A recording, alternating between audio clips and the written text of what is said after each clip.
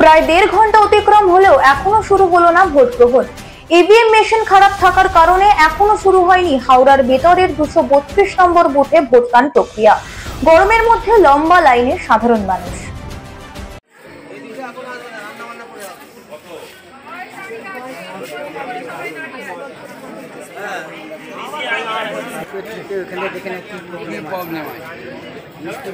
আজই জানে না গাড়িগুলো সব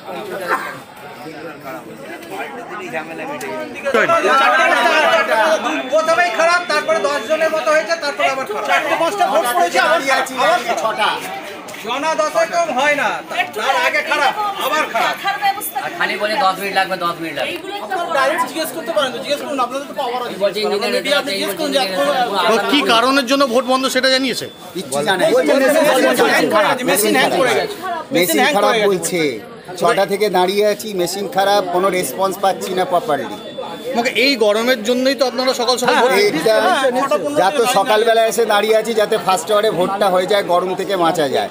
বাট এখানে 2 ঘন্টা অলরেডি দাঁড়িয়ে আছি আমরা। এটা কত নম্বর বুথ? আমাদের বুথ নাম্বার হচ্ছে 232। আর এটা কোন জায়গা? এটা বেতর। এটা বেতর মোড়। আপনার নাম? তারকনাথ ঘোষ।